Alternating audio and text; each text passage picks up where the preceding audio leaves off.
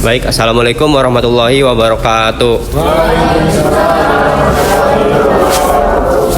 Sebelumnya terima kasih atas waktunya dan terima kasih kepada Bapak Budi telah memberikan kami kesempatan untuk berpresentasikan proyek kami.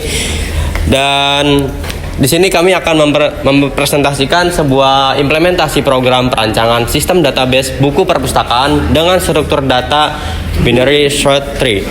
Nah, sebelum lanjut, alangkah baiknya kita perkenalan dulu. Perkenalkan, nama saya Damar Jatni sebagai operator dan menjelaskan sebuah listing program. Dan di sini ada teman saya, Dwi Gerdiansa sebagai pemateri.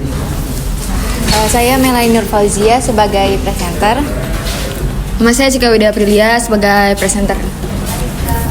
Baik, karena sesi perkenalan sudah selesai, maka akan lanjut ke sebuah teori di mana latar belakang akan dijelaskan oleh Cika. Oke, terima kasih Damar. Di zaman sekarang ini kan nyimpen data dan ngatur data tuh udah gak bisa banget asal-asalan kan. Apalagi buat perpustakaan yang isinya tuh banyak banget buku. Kalau masih nyari buku secara manual, itu kan yang ada malah nyarinya tuh makin lama makin lambat gitu kan. Nah, di sini kita buat sistem yang bisa bantu nyari dan ngatur data biar cepat dan rapi. Salah satu caranya yaitu dengan binary search tree atau BST ini. Ini tuh semacam struktur data yang bantu nyusun informasi biar gampang dicari. Dia tuh nyusun dari yang kecil di kiri, terus dari yang gede di kanan. Jadi tuh kalau mau nyari data tuh tinggal ikuti aja alurnya gitu. Cocok banget buat sistem perpustakaan atau aplikasi yang banyak datanya. Tapi plus minusnya, tapi namanya juga sistem kan, ada plus minusnya. BST bisa cepat kalau datanya seimbang. Tapi kalau urutannya acak-acakan, bisa bikin prosesnya malah makin lambat. Selanjutnya, mana sih? Rumusan masalah proyek ini. Pertama, bagaimana merancang sistem database buku dengan BST yang efisien. Di sini kita pengen tahu gimana cara nyusun program biar bisa nyimpen dan ngatur data buku dengan cepat dan gak ribet. Yang kedua, apakah BST lebih efisien dan daripada pencarian linear? Kita pengen ngebandingin kira-kira BST itu seefektif apa sih gitu, dibandingin sama metode nyari satu-satu gitu. Yang ketiga, bagaimana implementasi operasi dasar BST dalam manajemen buku. Kita perlu tahu BST ini bisa mengajarin tugas-tugas dasar dalam sistem buku enggak, dan seberapa lancar prosesnya. Yang keempat, kendala apa yang muncul dalam implementasi BST skala besar. Kita coba cari tahu kalau data udah makin banyak, BST ini masih kuat enggak, atau malah makin lemot gitu. Yang terakhir, bagaimana mengoptimalkan kinerja BST saat data bertambah. Kita mikirin juga gimana cara bikin sistem ini tetap ngebut dan gak berat walaupun data bukunya terus bertambah. Oke, sekian dari saya. Lanjutnya Melanie.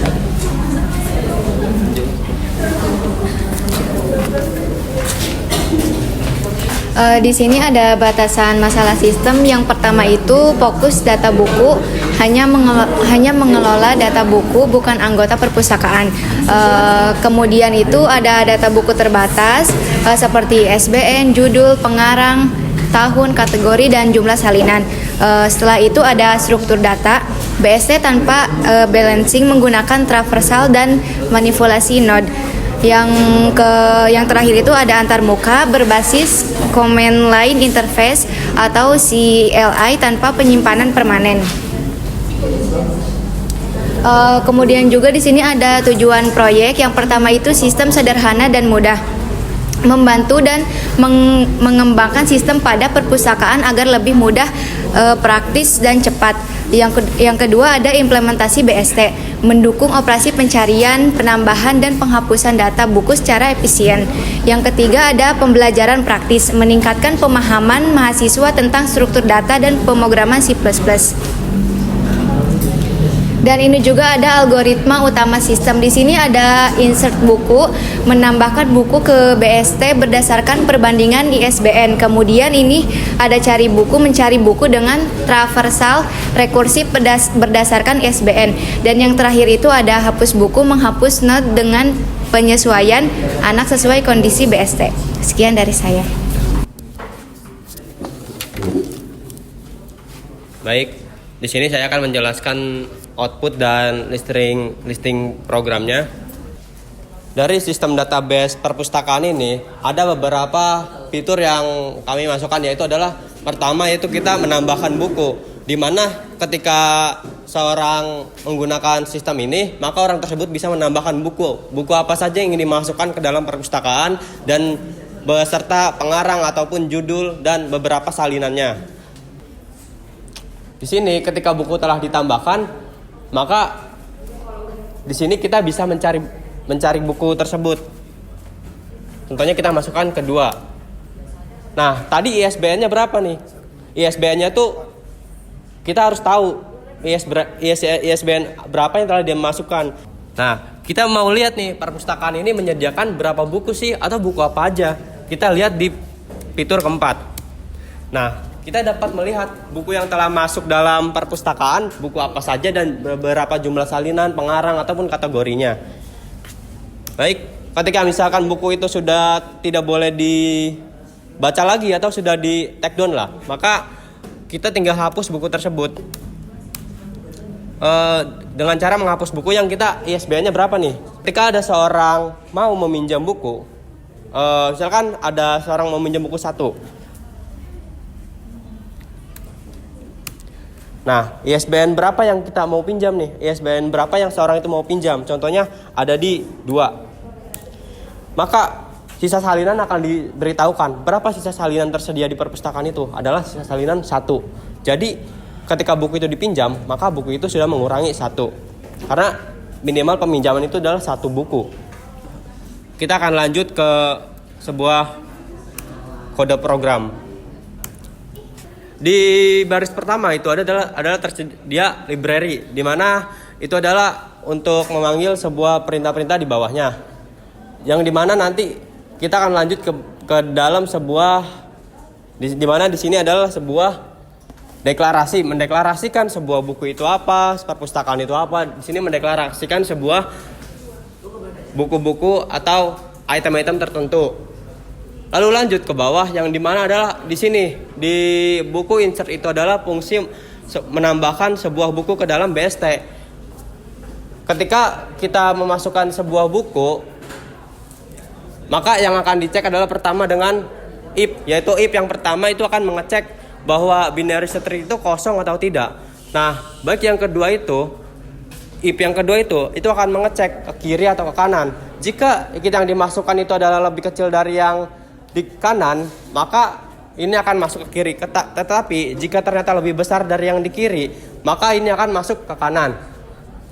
Baik, yang kedua itu adalah ada bagian di mana ini fungsi untuk mencari sebuah buku berdasarkan ISBN. ISBN berapa yang kita cari? Contohnya misalkan 2 lebih kecil dari 3, maka ISBN yang kita cari itu akan masuk ke kiri. Yang ketiga itu ada fungsi untuk mencari node terkecil. Node terkecilnya di mana nih? Apakah ada di bagian node kiri atau ada di bagian node kanan? Nah, tadi yang sebelumnya emang dijelaskan di materi sebelumnya saat kita sebelum masuk ke lab, kita telah mendengarkan ascending dan descending. Lalu lanjut ke sebuah fungsi untuk menghapus sebuah buku. Ketika kita ingin menghapus sebuah buku, maka yang IP pertama itu adalah IP untuk mencarikan sebuah, melihat akar. Akarnya yang mau dihapus, kita cek dulu akarnya. Setelah dari akar, kita akan mengecek ke kiri. Ke kiri apakah ada yang kita cari itu atau lebih kecil atau lebih besar. Ketika yang kita cari adalah lebih besar, maka si itu akan pindah ke kanan. Dan ketika di kanan telah ditemukan, maka yang susunan buku tersebut, susunan buku dari ISBN yang lebih besar itu, maka akan dihapuskan dan tidak akan ditemukan kembali di sistem ini. Nah, untuk yang ketiga adalah fungsi untuk menampilkan semua ke dalam BST dengan Blacktation. Nah, di mana Point menampilkan semua buku. Point ini akan menampilkan buku-buku yang telah masuk kepada akar, di mana akar itu yaitu root ya. Jadi ketika sebuah susunan buku telah dimasukkan ke dalam root, maka susunan tersebut akan bisa ditampilkan di tampilan buku. Lalu masuk ke fungsi utama. Di sini fungsi utama untuk menjalankan sebuah program, di mana program diatur dan berjalan di bagian ini. Di mana kita harus memasukkan, ketika kita masuk ke IP, maka di sini ketika IP itu ketika IP sudah ISBN-nya sudah ada, maka masuk ke IP. ISBN sudah ada, tidak bisa ditambahkan. Kecuali yang kita masukkan ternyata tidak ada, maka kita akan memasukkan else. Di mana else itu masukkan judul, pengarang, masukkan kategori, dan buku berhasil ditambahkan. Maka akan lanjut ke step selanjutnya. Di mana step selanjutnya itu adalah cache. Di mana ini ada beberapa menu. Yang menu tadi kalian lihat di output itu adalah sebuah cache dari program ini. Di mana cache 1 untuk menambahkan sebuah buku, lanjut. Di mana dan cache 2 itu untuk mencari sebuah buku, cache 3 itu untuk menghapus sebuah buku, cache 4 untuk menampilkan semua buku, dan cache 5 untuk meminjam sebuah buku, dan cache 6 adalah return, yaitu keluar dari program. Nah, baik, karena listing program dan outputnya sudah saya tunjukkan dan sudah saya jelaskan, maka akan ada flowchart yang akan dijelaskan oleh saudara Dwiki. Baik teman-teman, di sini saya akan menjelaskan flowchart dari program kami.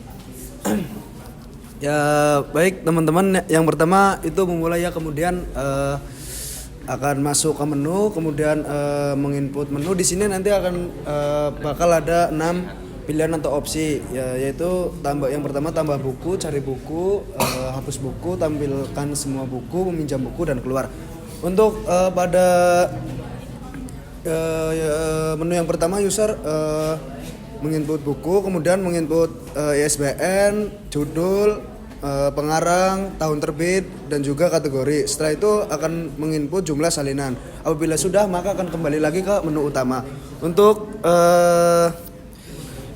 yang kedua yaitu mencari buku, masih sama, user menginput ISBN, kemudian dari situ sistem akan memvalidasi apabila buku ditemukan atau tidak ada. Setelah itu akan kembali ke menu awal. Untuk yang ketiga yaitu menghapus buku. Apabila user ingin menghapus buku, hanya memasukkan ISBN, kemudian buku akan terhapus. Untuk yang keempat, tampilkan semua buku. Itu akan otomatis menampilkan semua buku yang udah ada di sistem. Untuk yang kelima yaitu meminjam buku, user hanya perlu memasukkan ISBN dan otomatis dapat meminjam buku. Untuk yang keenam yaitu keluar, terima kasih, dan udah, terima kasih. Ya, itu flowchart-nya.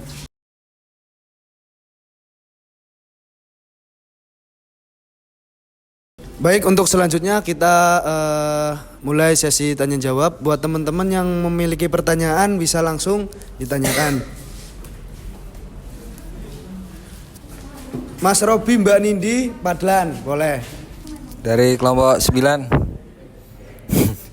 Ini Mas Dwiki, apa yang terjadi jika ISBN-nya sama judulnya berbeda atau sebaliknya? Gitu Mas Sam. Oh, baik, dapat dipahami.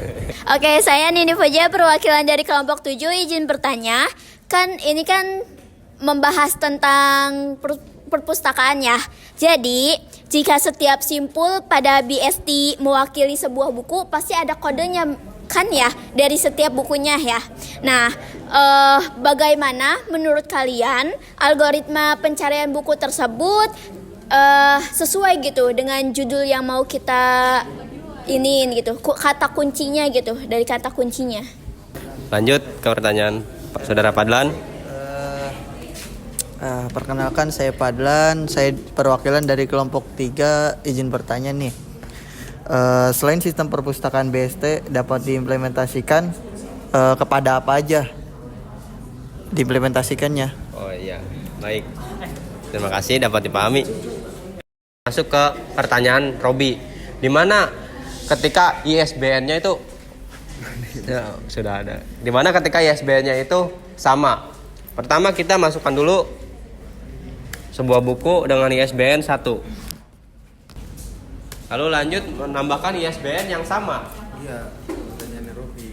Oh, di sini ISBN sudah ada, buku tidak bisa ditambahkan 2 kali. Jadi ketika ISBN sudah sama, maka buku tidak bisa dimasukkan. Lalu bagaimana jika ISBN-nya berbeda, tapi untuk pengarang dan ini sama?